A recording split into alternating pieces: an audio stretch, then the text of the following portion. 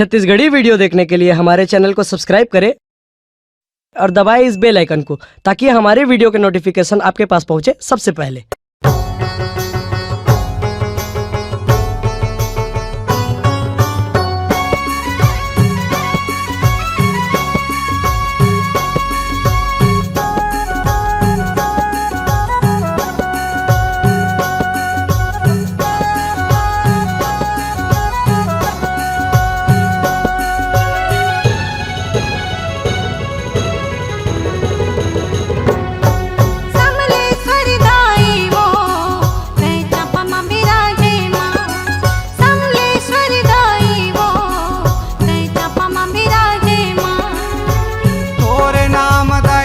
जाहिर है सबके दिल में समाए, तोरे नाम दाई जग जाहिर है सबके दिल में समाए, सबके दिल में समाए, सबके दिल में समाए।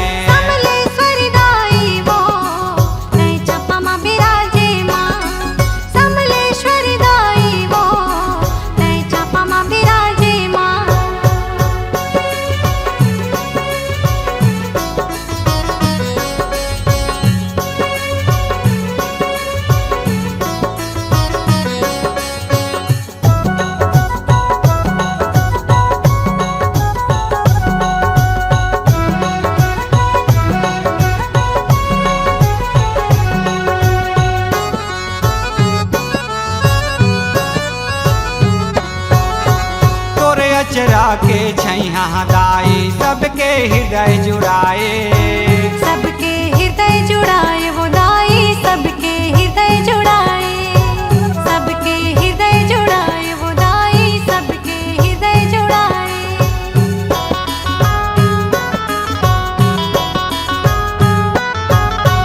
बंधन चंदन कसे लगाते हूँ, चरण के धूला पाते हूँ, चरण की धुर्रा पाते हूँ दाई, चरण की धुर्रा पाते हूँ, चरण की धुर्रा पाते हूँ दाई, चरण की धुर्रा पाते हूँ। भारी भीड़ संतों के रहते जगमग भवन सुहाए, भारी भीड़ संतों के रहते जगमग भवन सुहाए, जगमग भवन सुहाए, जगमग भवन सुहाए।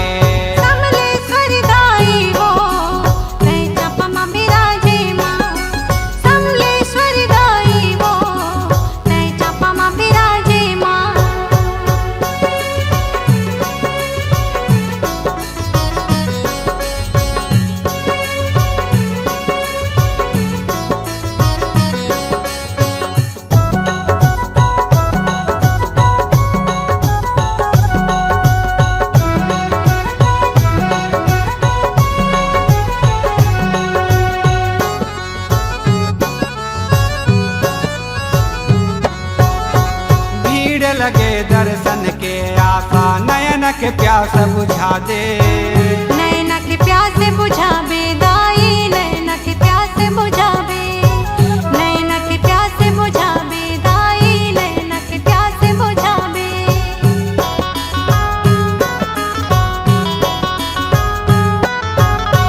जय माता दी बोल जयकारा, शरण में तोरे आए, शरण में तोरे आए,